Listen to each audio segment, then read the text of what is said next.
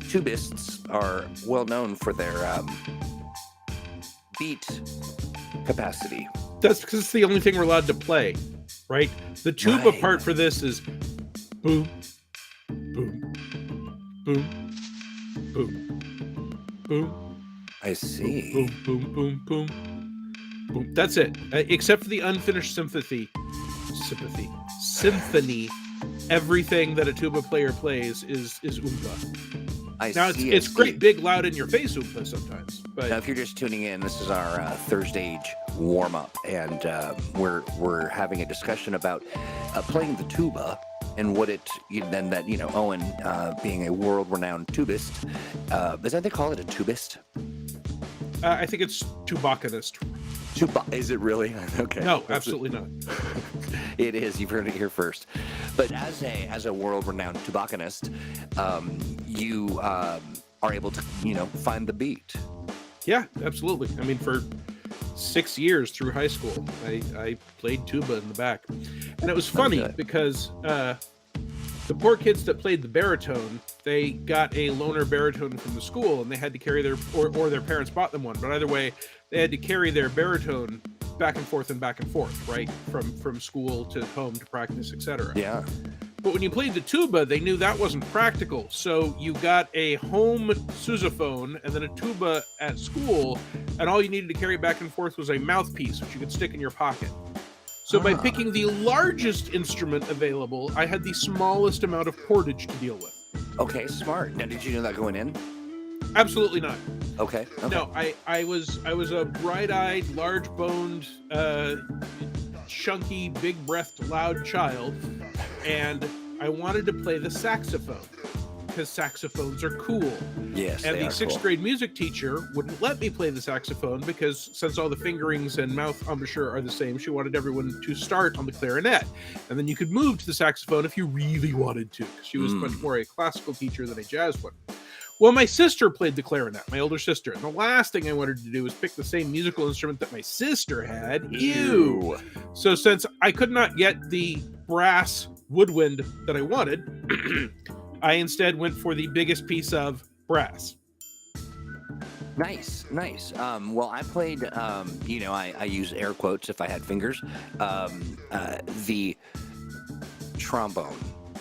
Yeah. I believe they call, if you play the trombone, you're a bonist. That makes sense. Yeah. I always just called them a boner, but yeah, that too. Yeah, that's in some places, mostly the South. But I played the trombone, and it was taken away from me because I used it as a weapon. I mean, I really didn't. I just would poke the person in front of me. I mean, if you're not careful, a trombone is a repetitive musical concussion granting device. That's right. But what isn't given, time and effort? Well, question is how much effort. True. That is true. You know what is effortless? ThursdAGE, hanging out with you. I think we've done this for a couple years now. Is that true, Owen? I mean, we're at episode more than 50, and as people can tell, we don't successfully do this every week, so... Well, we do successfully do it, but not successively. Always. Yes, successfully, but not successively. That's right. But the thing is I think that while we may not always broadcast, we do, we're always in people's hearts. So I count that as a sustaining kind of thing. I'm pretty sure that makes us heartworms. Oh, okay. Yeah, no. And there are pills for that, so go, get your shots. Do not do it. Keep us with you. Keep us in your heart. Without further ado, nobody needs to hear about our bonists and our what was it? Tobacconists? Tobacconists. Like Chewbacca, but Tobacconists. Gotcha. Enough of all that nonsense. It is ThursdAGE. Today we're talking about making the perfect tabletop cheat sheet. It's just all the good stuff. All of the, homebrew things that you have on your table. All of the, tables that you put on the table. All the things that keep you from running off the rails. I mean, entirely. And we want to hear all about your secret stuff. And then also just talk about, sort of the anatomy of a GM screen, which I love, but we can't do any of that without Owen Casey Stevens. My folks. friend and yours. How are you? I'm pretty good, all things considered. All things considered, yeah. Well, good. Well, good. This came out of our planning meeting. Remember that? Yeah, that was like 2 years ago. It really was. It was a very. I'm interested in it primarily because as I'm exploring all of the, when you work in the industry, and especially when you work for a place like Green Ronin, you get a fire hose of TTRPG, just nonstop. A good evening to you, Brian F. Irving. Hey, look, Rain's here. Who else do we got cooking? We got lots of folks watching, hanging out. And so for me, cheat sheets are where it's at. I need them. But you as well, you were pretty keen to talk about this. What was the impetus for you? Um, the Fantasy Age, well, it goes back a little ways, but I'm going to stick to Fantasy Age stuff. During the Fantasy Age playtest that I ran for the new core rulebook that will be coming out late this year, early next year, sometime this century, I had players that I was introducing to Fantasy Age for the first time. And at first it was just, here's some rule books, here's some blank paper, follow the rules, let's go. And that was slow and herky, and everything would grind to a halt when anyone got stunt points.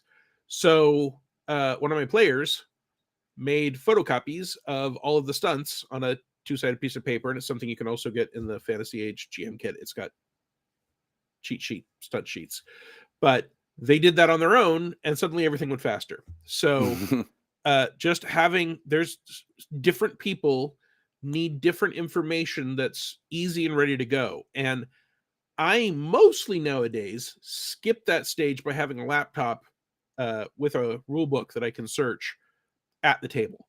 But even then, like, I use cards to maintain initiative. I like to have a little sheet that has all of the attributes and their focuses, so that as the GM, if someone does something unexpected, I can go, okay, you're trying to determine whether or not you can tell if the car peeled out and hung a left here.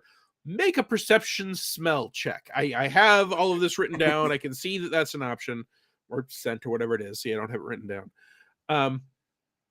And it just makes game go faster, because it's not all the data that's the rule book. It's the data I persistently find myself looking up.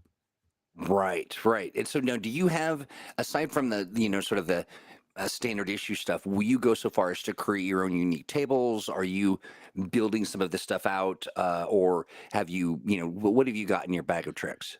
I have some individual pages of the core rulebook, the base rulebook, that I have taken the data, reorganized it to be bigger and make more sense to my eyes, because I'm old and I have bad seeing and bad hearing, and for that matter, a bad sense of smell.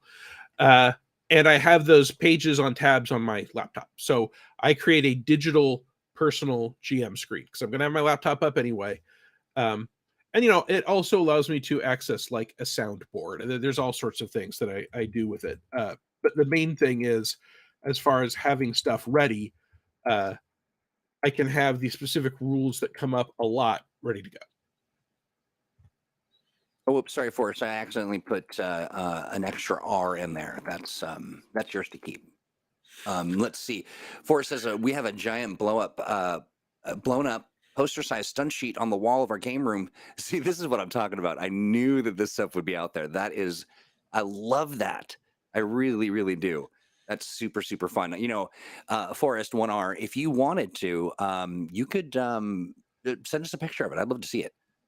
Love to see what that looked like. I'm very, very curious as to kind of how people put these things together. And I at some point we do want to talk about, like, you said soundboard, right? Is that what I heard? Yeah. I'd love to talk about that. Different topic, but I love the whole notion of sort of making that environment work, and how people how they set the mood and all that. I mean, but yeah, go ahead. The fun stuff with the soundboard is when you just take people by surprise and you just make a noise. Right. That's what happens every morning when I wake up. I believe you. I absolutely believe you. So, okay, now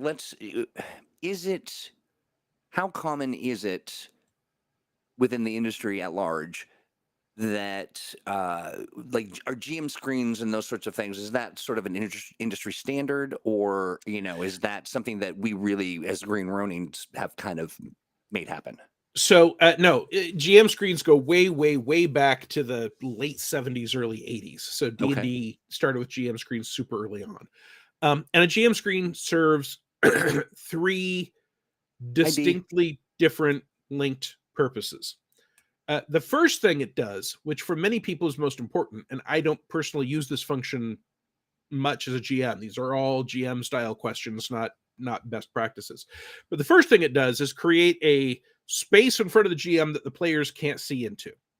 So if, for example, you are cracking open a physical rule book, especially back in the 70s and 80s, to look up a monster, you may not want the players to see what section you're in, right? If you're going through the bestiary and the art of a particular demon is big and obvious, you want to surprise them. Also, if you've got miniatures set out, or if you are making die rolls behind the screen, right? Someone's like, hey, I'm going to randomly grab one of the 12 potions and chug it. And you're like, great, I've got a table. I'll roll a d12, but I don't want people to know that 4 automatically means the healing potion. 2 R's, how dare you? So that's one function. And there's lots of stuff you can use for that privacy area. I literally tend to have a table to the side of my space as GM that has my laptop on it, so it's not between me and the players.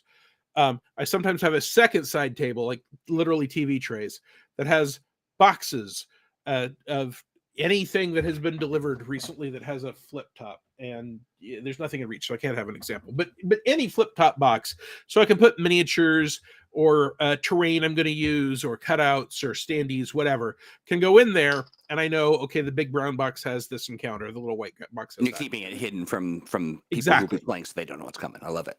And I have, when it's something bigger, I will sometimes set it in a different room, and I will carefully make sure, like, we've got a friend of mine bought a sailing ship, right? It's like this big, and they keep it at my house because they don't have room in theirs. We can put that in another room and then take a break. All right, you guys are sailing along. Don't worry about it. We'll just talk about it. Then we take a break. Then I walk in with an octopus under one arm and the sailing ship under the other. And people are like, oh, I think I know what the next encounter is. So that's all one purpose. And there's lots of ways to go around it. A second is decoration. Almost all GM screens have art that will face the players. And that art can give you a feel for what is this game supposed to be like. Because take Fantasy Age, for example. It is a fantasy tabletop role-playing game. But it is not, for example, Game of Thrones. So you don't expect everyone to be in plate armor, and mostly knights, and people are flying on dragons all the time. You can do all that, but it's not sort of the baseline. But it's also not, Neanderthals with stone clubs chanting to the great lightning god Oog. You could perfectly well do that, but the art we have is sort of the standard D&D era inspired adventuring party, Right. going around doing different stuff. So it gives people a feel. It's nice to look at, just like the covers of our books are gorgeous. Hal Mengold, our director, does a great job with all that stuff. So it can just get people in a good frame of mind. D. Ramsey says, put a blanket of the minis and held up by the boxes. Yeah. So that's the second function. The third function, which is the one that has a lot more thought put into it in general by a design team, is to have quick reference rules on one side. And many times over my 26, I guess now, 25-year career as a game designer, I have been on a team of people to decide what goes on the inside of the GM screen. The first one I did was back in 2000 for the D20 Star Wars role-playing game. And so you have to think, what are people going to want to look up often enough that it's worth having on the inside of a GM screen? That takes a small enough amount of space to explain that it's useful. So you do not, in general, for example, want to put on there, here is a description of the kingdom that we assume your campaign is going to be in, because once a GM has that information, they're not going to want to reference it again. That is better in a book. On the other hand, if, for example, for Fantasy Age, you have the stunts listed, even if they aren't descriptions, even if it's just the stunt and the stunt point cost, that means that GM, once they're reasonably familiar with it, can look at it and go, oh yeah, I remember what Mighty Blow does. I've got enough points for Mighty Blow. I'll do that. Oh, I only have 1 point. I don't remember what my 1 point combat stunts are. I'll look through. Oh, there's a 1 point combat stunt. I remember it now. Or if you don't, you can quickly look it up. Now, I personally almost always, as a GM, end up wanting somewhat different information than the GM screen has. So when I am using a GM screen, I will frequently pick the panel that is of the least use to me, because they're normally 3 or 4, sometimes 5 panels. I will print out a sheet of paper that has the information I want on it, and I'll just get a binder clip and clip it to the top, and then that info is there. Sometimes that is game specific. Like if I know that people are going to be fighting the 3-headed rats that protect the hell of spoiled cheese, as you do, yeah, right, absolutely. Then Breerbus, Cerberbree, that's much better. Cerberbree, nice. Right, the 3-headed rat that protects the hell of rotting cheese. I can put the stats for Cerberbree up on that sheet because I've written it custom, because it, for weird reason, that just isn't in the rule book already. Right. And then I've got those rules ready to reference, so whenever they attack it, I can just look there instead of having to shuffle through sheets, and I can flip that out as necessary. Or if I know that they're going to deal with Cerberbree and I'm going to have a automaton that is a fondue pot, I can have that sprays molten cheese that is also spoiled at you, and then I can say, okay, it's got a breath attack and I'm doing it this way, and I've rented up a custom stunt, right? It has a stick you to the ground stunt because it's spraying molten cheese, and if it hits you and then dries, you get stuck to the ground. So it's 1 point, and until you make a successful strength test, you cannot escape from that square. And I just note all that down, and then it's there, and I can use it for those encounters, and if those encounters come up again in another game, I can put it up again. But if later you move on and you're in the land of the sugar plum fairy executioners, I can write that up and have that there instead. Forrest, thanks for the it's good to hear this, because you don't know for sure, you hope. But Forrest says, yeah, I played a lot of tabletop RPGs and on probably a dozen different GM screens. Yours is my favorite. No wasted space, and everything I need on the fly is there. Nice. Thank you, my friend. Thank you very much. That's actually really useful feedback, because yeah. One of the things that almost never gets reviews, or at least doesn't get in-depth reviews, is GM screens. And that's because there's not, there's a few panels, someone looks at it, but to really know if the GM screen is good or not, you have to use it for a while. And there are some schools of GM screens. Some prefer the tall portrait versions that are as tall as a normal hardback book, or about 11 inches. Some prefer the landscapes that are maybe only 7 or 8 inches because it's easier to look over. Some prefer 3 panels, some prefer 5, whatever. But it's really hard to determine, hey, was it in fact useful to just list like weapon damage? Is that something that's coming up enough that we want to have a list of weapon damage so that a GM can go, oh, I didn't expect you all to attack the guard I said had a spear. Well, I'm just going to give him +0 to everything because that's quick and easy. He's not a major hero. He's just a guard, so I'll just be doing 3d6 rolls. And he has a spear. I said a spear, and I can look up spear. For some gamers, that will come up fairly often. For others, never. They will never have to know what a weapon damage is. And if they do, they'll guess because they're going to roll behind the GM screen. And people don't know if they're rolling 1 dice or 2 dice or whatever. Although, I tell you now, when you're dealing with some of the players that have played for as long as my friends and I had, right? We're talking about people that have been playing, as of this year, I've literally been playing role-playing games for 40 years. I can, in fact, tell by sound if someone is rolling 1 die 6, 2 die 6. It's hard to tell between 3 or 4, but I will know if it's 5 or more. A question real quick. Now, if you have been playing tabletop role-playing games, say like in the fantasy era, and you're old enough to have actually been able to see dragons and wizards and things of the is that really role play, or are you just nostalgia? Oh, it's absolutely role play, because sometimes I pretend that I'm a female elf wizard instead of an oversized dwarf cook.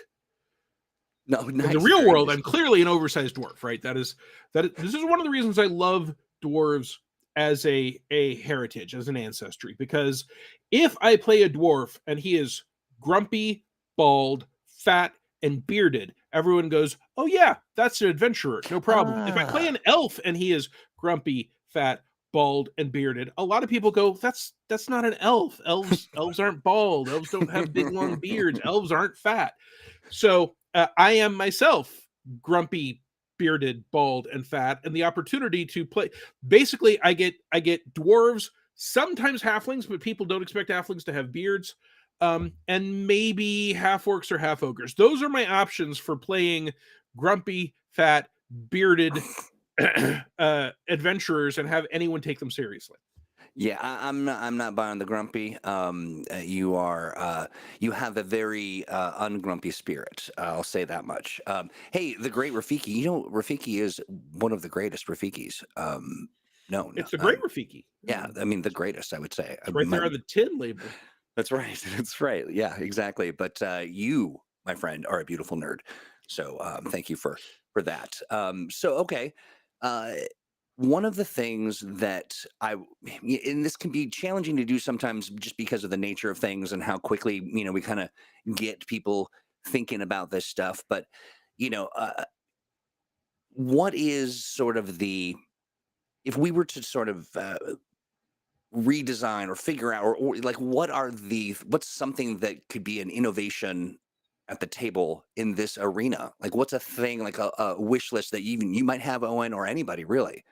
Um, So I think I don't know that we're going to here come up with a grand idea that no one has done for GM screens, because if we could do that, we would have more money and I would have a fancier backdrop. True, Um, true. but I think there are things that some people may not have thought of that you can do just with stuff you have at home that can be useful. When I was playing a game with Jason Bullman at Paizo, who's the director of games there, he had a GM screen and he had just little binder clips that had the player characters and monster icons on them, and he put them up in the initiative order, and he would move Okay. them over as they moved, which means you could at a glance tell, oh, my move is in 3 moves, so I've got time to go get a glass of water. And I'm not going to be able to do something before this guy has a chance to stab me because he's right before me. And it was just a really fascinating, cheap, easy, quick visual reference. And I just move the clips over or have them lift up or whatever. And if someone new came in, he could put them on, or if something happened and no one knew what it was, he could put a clip on there that just had a question mark, right? And you can do that with a piece of tape, a binder clip, and a market. Office supplies are a great tool for organizing your tabletop RPGs. Oh yeah, yeah. So Real there are quick. also, Oh, go ahead. yeah, Sorry. go ahead. No, I go was ahead. just gonna say, yeah, I was just gonna say, Forrest asked a question, and I didn't really think about this, but I guess that is really an important sort of consideration. Will the current GM screen be compatible with the new core book? Yeah, it'll be compatible. There Okay. there may be some very minor differences, and we've learned a lot about GM screens, so I suspect we'll do a new one. In fact, I am certain that we'll do a new one. But the vast majority of, like, we're not changing what the different test difficulty numbers mean. We're not changing what the attributes are. There are a couple of places where, like, we have changed the name of one focus, but that doesn't mean it's wrong in the current way. Like drinking, I believe, has gone to resist or stamina, or I'd have to look at the manuscript. The point is, you can use it for more than just getting drunk, but we always had the rule that you could use the drinking focus to try and resist other kinds of on your body toxins. Okay. We have changed around a few of the feats and added new ones, but that doesn't mean the existing ones are wrong. It just means that there are new options on there. So the weapon damage, I don't believe, has changed at all. The whole point was to try and make the game 99% compatible. And it is That's true that right. the GM screen is one of the very few, because there are things different, right? Like, we have a whole new class, the Envoy, and none of its information will be on the old GM screen. So if you want that information, you want the new GM screen. We're doing some new standard feats and class features. If you want those to be available on your GM screen, you want the new GM screen. For adventures and everything, we've carefully made sure that if I've got this adventure or I've got this world book and it says something, I can look that thing up in the new rule book And if we change the name of something, we have a little parenthetical that says, hey, in some older books, we said A instead of B. A and B are the same. We just wanted to clear up the terminology. Other changes are stuff like what gets capitalized, which makes no difference to you at all. Hey, Duke, Hey, no Duke. worries. You're here, and it's not the last 5 minutes, so you're good. Right. Yeah. We're glad The you're here GM for screen sure. is the one and only thing that the utility might be more like 95% than 99%, because the GM screen is really drawing information out of the base rulebook. And our assumption is that you will replace the base rulebook with our new core rulebook. Therefore, you want to replace things drawn from it with things drawn from. But you can use the bestiary, you can use the adventures, you can use the Fantasy Age companion. All that stuff will work with the core rulebook just fine, and you can still use the GM screen. 2 of the 3 things aren't at all different. And as Rain just mentioned, the stunt tables might need new cheat sheets. But again, you can just the other thing you can do rather than binder clip on them. If I have a permanent change, I will type it out, get it to fit a certain box, print it, cut it out, and just tape it to the inside. Right. It makes me wonder too, just the idea or the notion of having a section that is really just got a clear pocket that you can sort of slip in and slip out stuff. So there are, Grin doesn't sell them, but that doesn't mean they're not wonderful. There are make your own GM screen folios that are Cool. a plastic 3 or 4 fold of various sizes that are both sides plastic inserts. My wife, LJ, she runs a game that has up to 8 players, and she got, I think from Beandog, she got one that's like this big. And mostly it just has the information she can't remember. Like, what are the various focuses to know things? She knows that there are different focuses. She knows that they let you know things. Even though she's run a bunch of games and played a bunch of games, she just cannot wrap her brain permanently around which does what. So knowing that, she made a little list. She slipped it in there. If she has like the death and dying rules that don't come up very often, she may print those out just so she knows, okay, I've got this quick little reference manual. Rain notes the stunt table handouts are always a good purchase. I agree. Obviously, we will have new stunt table handouts with the new stunts in the new GM screen.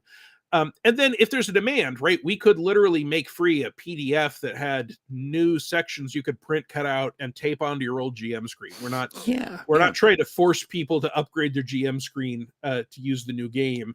It's just that we make a ton of money on it. We just keep, so GM screens are pretty good money because they're really popular. They are, but we never. I mean, like, they're built to last, which is something I like. They totally are. Yeah. And I believe we allow you to buy PDFs of our GM screens, which if you're someone that prefers to customize them, or you want a different art on the outside, or you have one of the hard-sided customizable ones, those are options to just print out the sheets you need. I like it. Folks who are hanging out in the chat, always good to see you. And, Dee mentions, stat trackers, and that's what you were talking about, the binder clips and that whole thing. Uh-huh. It for me, that does definitely fall into the cheat sheets, something just sort of to keep tally for your, give your sort of a brain a rest, or allow you to focus on the other things that you've created to cause mayhem that night. But yeah. Players' eyes naturally focus on a GM screen. So anything that you want players to be able to pick information up quickly is useful for a GM screen. For example, I did a scenario where I had a GM screen out. This was years and years and years ago, where there was this green crystal and it was slowly changing color. And the players concluded that it was probably going to explode when it got through the rainbow. And because I expected them to come up with that, I had clothespins that I had painted different colors on the top. And so every round I would take the old clothespin down and I'd say it's now this color. But I did not tell them how many colors there were. So they're looking at it change color, and you get the experience that the characters have of, that's red. Oh, that's a lot more red. Oh, now some black is leaking into it. It can't possibly go past that. And they were trying to get something done before it exploded. So just as a stand-up visual display space. I think it's worth thinking of it in that way. It's like the backdrop to your game. It's what, if you're doing a stage show, this is the curtain that goes back. You can even use it for different moods, right? If you have, hey, you guys are going to be talking to a prince in the palace, you can have a picture of the prince, which you got off the internet, or that you got from a book or whatever, or you hand drew. I'm not judging. And of a palace, and you can clip those in front, and everyone can remember, oh, we're at the palace, we're talking to the prince. Then if the prince sends you to go stop the Red Hood mob who's been killing all of the peaceful wolves that are trying to go through the woods to deliver cookies, you can remove the prince in the palace and put up a picture of a big dark forest and a vile Red Hood gangster with her knife and her bag of severed goodies. Love it. Let's see. The question everybody wants to know. Did it explode? It exploded, but they all got out of there before it did. Nice. Okay. Excellent. Let's see. Okay. Interesting. Rain's talking about a program that was written for Pathfinder, but it's still quite useful for tracking initiative. So now, when you say you use a program, are you talking about... Yeah, so you put it on screen. Gotcha. In our gaming room, if my camera recorder was long enough, I'd show you. We have an old, not sexy, fairly big computer monitor sitting at one end of the game room, and it's got a cord, and it's hooked up to speakers. So we can plug that into a laptop, and we can pull up a specific soundtrack we want or a soundboard, but we can also show pictures. So if someone is running an adventure, and that adventure says this is what the peaceful, soft, pettable wolves that are desperately trying to get through the Red Hood district to deliver their goods look like, and you want the players to go, oh, because wolves aren't normally the good guys, you've got a picture of a big, soft, fluffy puppy. You put it up there, and that serves as a digital GM screen at that point. But if you don't go that fancy, because that's not my setup, that's my housemate's setup. I've got my laptop, and there my ability to extend technology ends. So one of the nice things about renting space in the house where most of my friends game is that, the tech savvy people have set up the speaker and the monitor, and the mechanically savvy people have a rotating tabletop so we can put a map on it and spin it around. Wow. And when one of my friends makes terrain out of foam and he leaves it here so we can all use it, that's super useful. But it also means that I get to see 4 times more cool game aids than I would ever have found or come up with on my own. And that's one of the reasons why I know some of the really useful things you can do with a GM screen. We had someone have a GM screen that looked like a crowd because they were doing an arena fight. And so they just drew an arena, but as part of the mood, they had printed out, I think, still shots from the movie Gladiator, I'm not sure. But they'd put on the front stands with people cheering and a little wall. And it's a simple thing, but it does really remind you, oh yeah, my character is standing on hot, bloody sand in sandals. Oh. He says I need a technomage.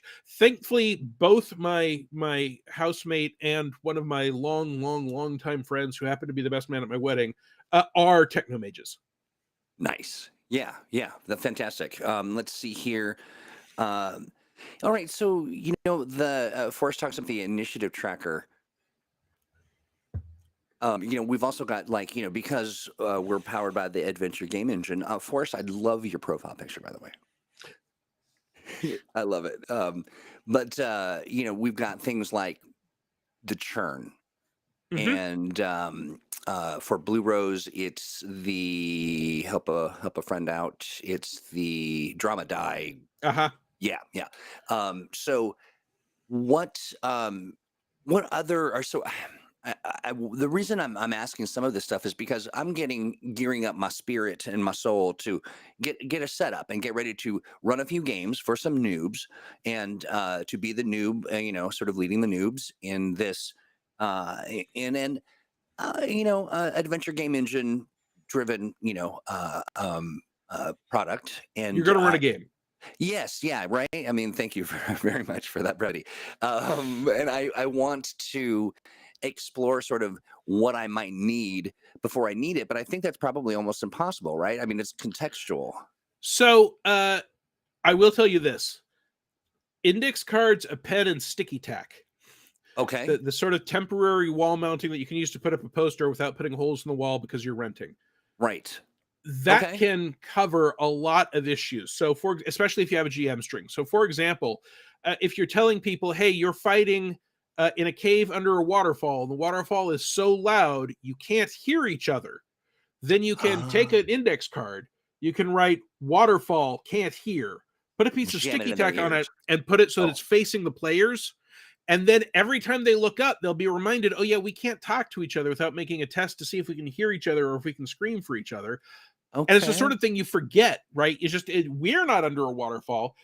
So light conditions, sound conditions, if there are universal environmental conditions, like if you're in a choking mist, so you've got a chance of losing a move action or a major action every turn, minor or major action, all of that stuff.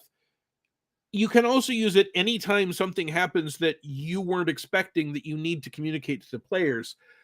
It is not unusual for me to put out if I'm using 3D terrain, right? And I'm like, well, these are first, second level characters. Everyone's just going to be walking on the surface of it. I don't have to worry about it. And then someone says, well, I throw a grappling hook and I crawl halfway up. And I'm like, all right, well, now I want a quick visual way to indicate this person is halfway up this piece of styrofoam I have. You can take a piece of sticky tack, stick it on the bottom of the miniature, and literally stick it where it is on the piece of styrofoam for terrain, and people have a quick visual guide of, oh right, our friend Rolf over there is climbing the tower of unlikely peril. I gotcha. You gotcha. And Jonesy, this is, I think, is a fair point that, when it comes to what comes with the GM screen, that something that includes handouts. That's sort of in the vein of what this is supposed to do, is kind of make things easier to track Yeah, and remember. Yeah, I agree with that.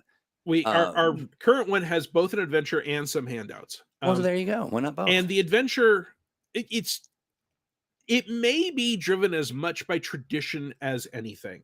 The thought process is that if someone buys a GM screen, that means that they are interested in GMing, unlike someone who buys the core rulebook who may only want to play. Uh, and we want to make that first step as easy for them as possible. So we put a low level, well explained, easy to run, short adventure in there. The drawback to that is that once you've run that adventure for your group of friends, it doesn't do you much good anymore. And so we definitely want to be putting in things like the stunt handout cards and stuff. Those are brilliant for Fantasy Age, and I absolutely think that the GM's kit, rather than just the GM screen, the GM's kit, which will have the handouts and the screen, it probably will have a short adventure in it that ties into the adventure in the core rulebook, and will hopefully tie into the first big. No secret, we're going to be one of the first products we're going to do for Fantasy Age will be a fairly sizable adventure, because I think one of the things that the current Fantasy Age basic rulebook has a lack of is adventure support. So we are looking to get way ahead on that and have one nearly done by the time the book comes out, and then be able to support it ongoing. But I am looking at other things that we can put in that GM's kit, possibly including things like initiative trackers, possibly Okay. including things like hazards, right? We've got monsters in a bestiary, but there are also hazards that are Oh, things difficult for people to deal with. And we can then tell people, hey, if the hazard is, for example, here's a slick log, we can have a little note that says, hey, you may want to take an index card, write slick log, and if they know what it is, what the target number for the test to cross it is, and stick it on the front of your GM screen. And then we are tying it to the GM screen, the product that is coming with the GM's kit. But we're also handing out that piece of advice that it can be useful to make it a visual bulletin board of the rules that you don't want people to forget. You don't want to have to remember every round. right, right, right. So my whole idea of like actually collecting a bunch of slick logs that people will have to stand on as they play is probably not a good idea, or is it? I mean, I don't know. Well, you know, you do you, man. I'm Okay. not telling anyone how to. I did once play with a group that if your character skipped a night of sleep, you couldn't game while sitting anymore. You had to stand. Oh, Um, okay. and the problem I have with that is that it's ableist AF. It But is. It uh, is. Yeah. Yeah. within a specific group, if you carefully know sometimes people like to do creepy games by candlelight. I've got bad vision, so that doesn't necessarily work for me. Although last year, or year before, when we lost power here for like a week and a half, we ran some candlelight games because we needed something to do. Right. But Right. lighting, mood, background sounds, those are all things you can add. But I like to present the GM screen as a focal point for players. And as a GM, I like to, and I encourage others to think, what can I put on this focal point that will help the game go smoothly? Gotcha. Gotcha. You know, if you are, for instance, not using a battle map and you're doing theater of the mind, and you say there are 7 goblins, you can put 7 paper clips across the top. Then when someone defeats one, you can pluck it off. Or if you paint the paper clips, right? Here's a red one, here's a blue one, here's a green one, and someone says, "Hey, I'm going to shoot the green one," and you're like, "Okay, the green one is prone. I'll tilt it sideways." Um, that is a very quick visual tracker when you're not using a map in miniatures. Right. Yeah. Dee, you mentioned the system map, and we're talking about the expanse. Yeah. No, expense is very close. The expanse, the expense of the expanse. We have for the holidays, we created a kind of a ship combat. Um, um, like a kind of a map that you can sort of gauge distance and that kind of stuff. In addition, we also did we also got a churn tracker, which is so I'm gonna when we publish this, I will get it out the door for folks so they can nab it. Maybe I'll find it before the stream's over. Punch cards with tokens for, okay, so that's a good question. So when is it valuable for people to have this kind of thing, like get a bunch of cards and tokens and things you can pop out and that kind of thing? Tokens and stuff can be great. I normally use just little glass beads because you can buy them in a variety of colors, unbelievably cheap at any craft store. So you can say, your blue ones are hero points, your red ones are conviction points, whatever. I personally also use condition markers fairly often. I have both a set of plastic rings. Some are blue, some are red, some are yellow, and I've got a series of stackable magnets from Leah Tool. Oh, Mostly, I think you can use anything that fits well on the map, right? It is when I'm gaming or on your table if you're not using a map. While gaming, my group frequently will stack dice under someone if they're flying, or save one of the little pizza saver tabletops when you get delivery pizza. You can wash oh those yeah. off, and it's just the right size to put someone on it. And even if you're not using a map, if you've got visual, figures, you can say, okay, Sir Stabs-a-Lot, son of Sir Lancelot, Hmm. is up here. He's flying around. He's on his flying Pegasus, and then if he goes to ground, you can take him off it. There's a lot of information in role playing games, and the entire concept behind cheat sheets and GM screens and all of that is to get the information you need for the people to move quickly forward. I think it's really useful for players to consider cheat sheets, which may just be your character sheet, right? Depending on who and what you are. If I have a character that has several magic potions, I will frequently, rather than just write down the name of it, because I may not remember exactly how it does, uh, I may literally, since my characters are normally on my computer, copy out the text of whatever that magic item is, post it up there. You can, if everyone at your table has laptops and or smartphones, and that's, some groups hate that, some groups love it. I'm not here to tell you how to do that, but if you are doing that, you can use chat programs to give characters information on what used to be the secret note to the GM.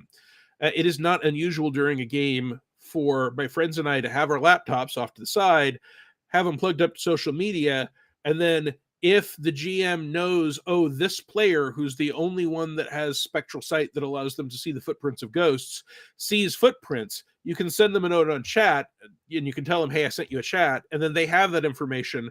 The other players don't, which give them the fun moment of being able to say, wait, I see the ghosts of the headless horseman, whatever.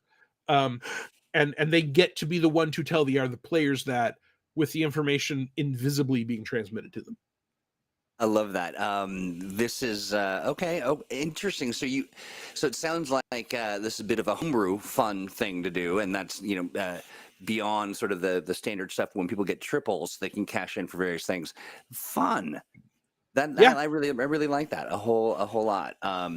Yeah, I like this idea too. I mean, I will say that I've spent my whole life trying to figure out what could be how those could be useful in some capacity, and this sort of solves that problem for me. And they're generally speaking designed to stack with each other Oh yeah, right. very, very, Yeah, very stably. So sometimes what we do is we put one out and you're 5 feet up, 1 inch.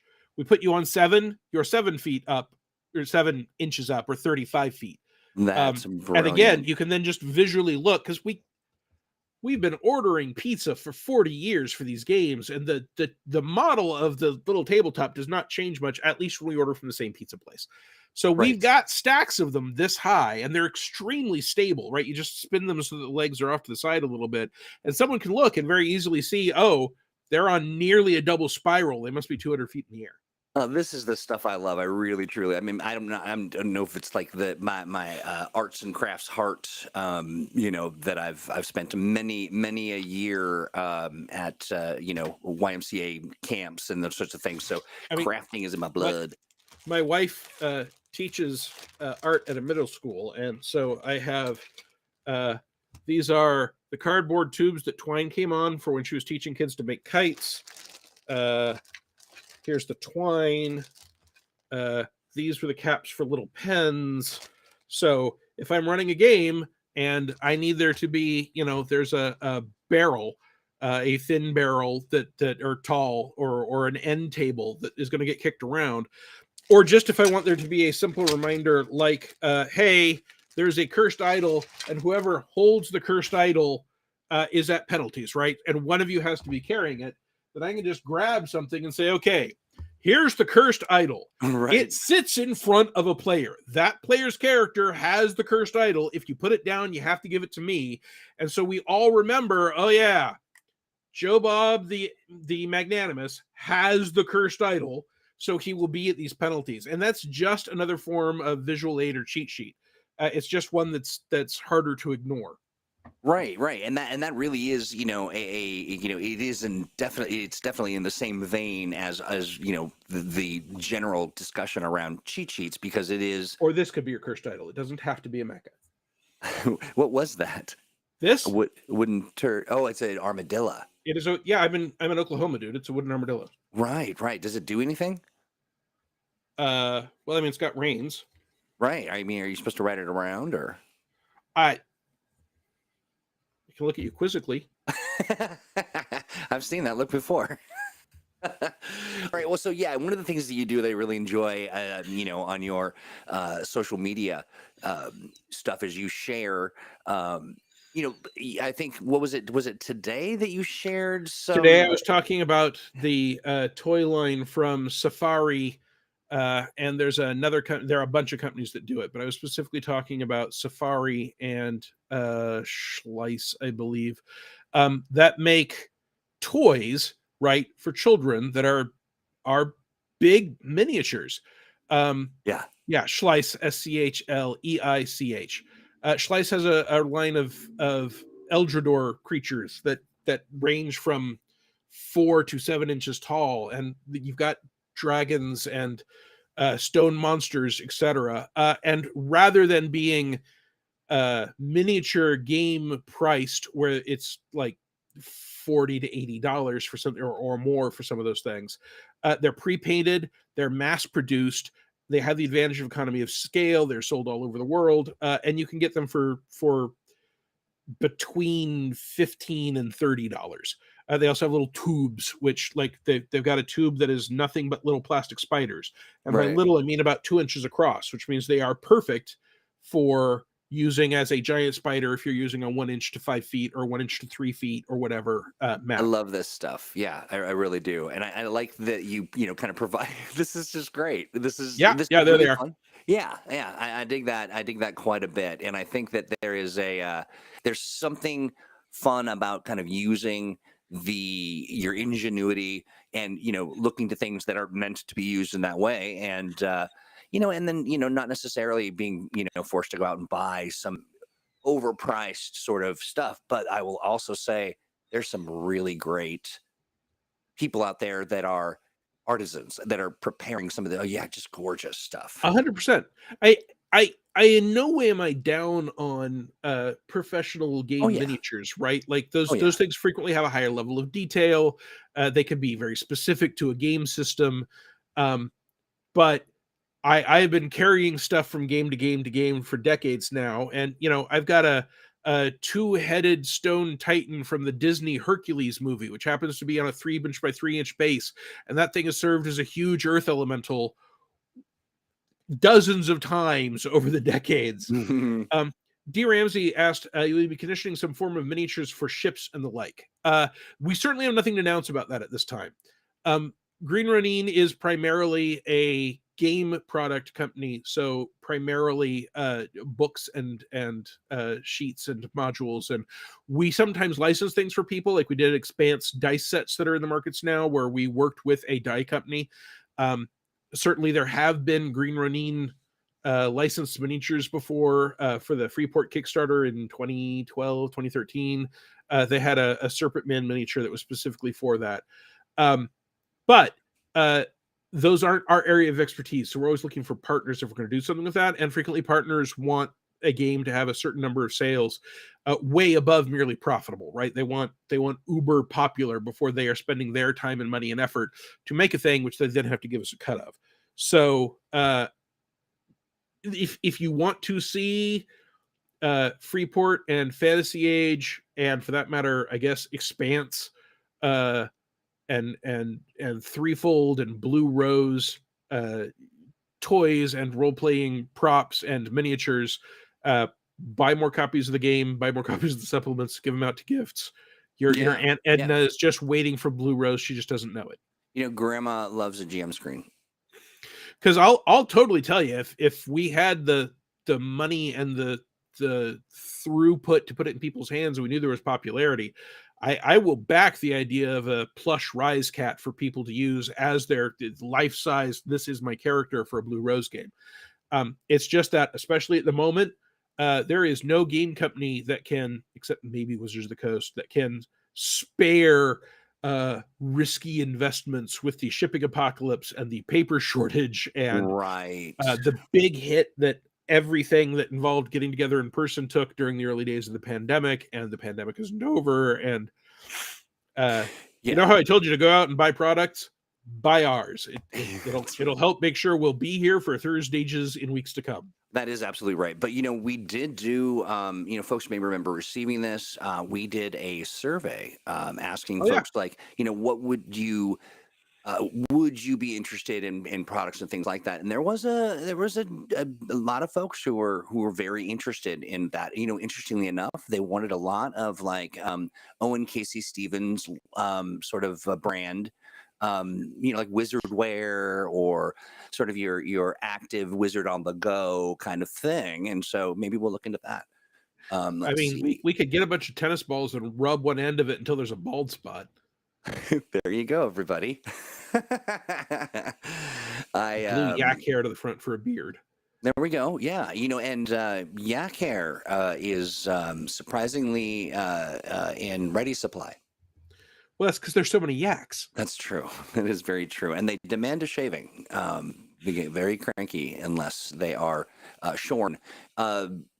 Force says, I've kit bashed so many cheap plastic dinosaurs together that it's not funny. If you're creative enough, you can create just about anything. That's true. Yeah. In the 90s, I had a job as the manager of a parking garage, and I was given a box of office supplies every quarter. And we used almost no office supplies. It was a parking garage. So I asked, what am I supposed to do when my office supply cabinet is full? And was told, have people take them home. We don't care. You've got a box, you get it, cycle out the old stuff. Do whatever. So, right. There would be a fair amount of time where I was, as the manager, sitting at the window to take people's money when they came out of the parking garage, and I was running games. So I would take rows of staples and paper clips and tape, and I would bend them into whatever shape I needed. Oh, it's a giant spider. I unbent all of the legs of the paper clips. Here's a millipede. It's just a row of staples that I've taped together and bent into a shape. I need a beholder. That's a giant ball of tape that I've stuck things in. I have a friend who makes a fair number of custom miniatures out of pipe cleaners. And he's really good at it. And yes, they're kind of stick figure, but if he's doing, hey, it's a 8-legged winged horse, and I have pipe cleaners that have 8 little legs, head, tail, 2 little bat-like wings, and you're like, yeah, I sure know which thing on this table is the 8-legged winged horse. I love that. I love that. And they turn out all right. Yeah, great. Okay. Interesting. I like that a lot. Use what you've got, do what you're good at.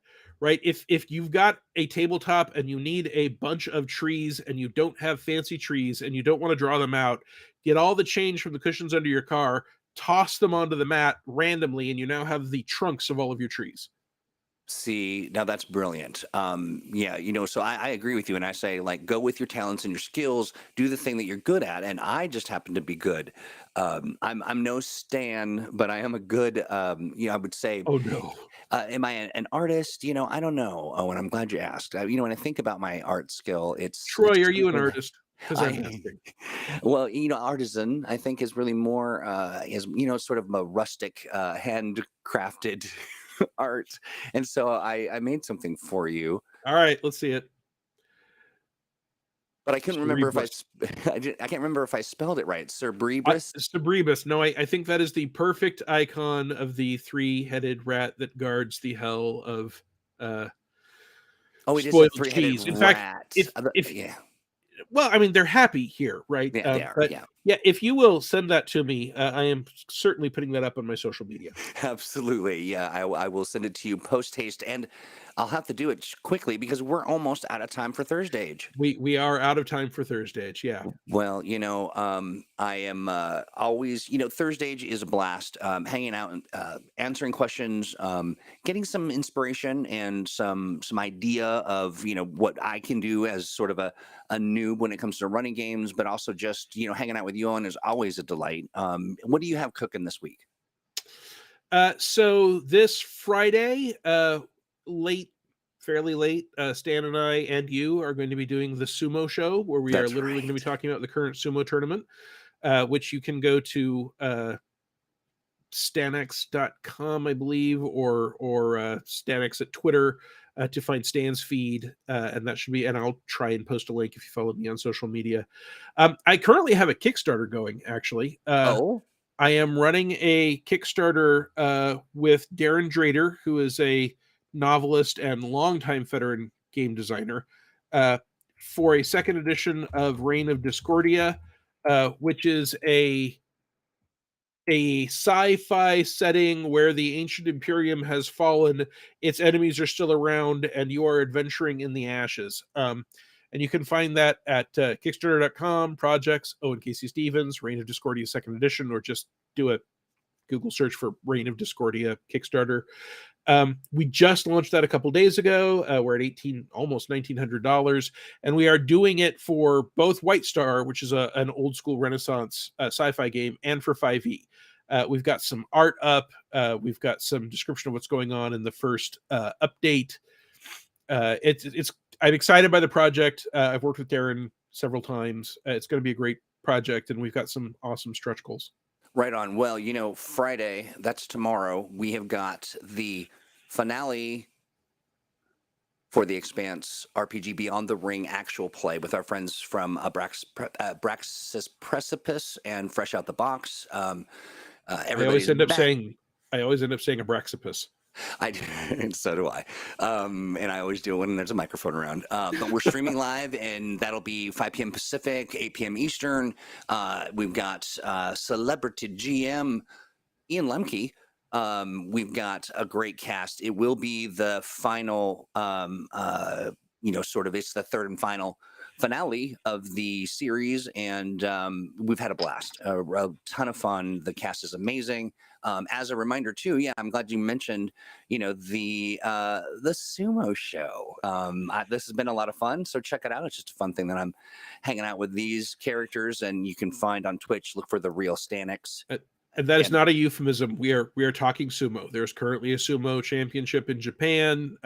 Stan and I are big sumo fans, and we have turned Troy into a big sumo fan. So absolutely, come listen to his blossoming fanhood. Yeah, it's really yeah.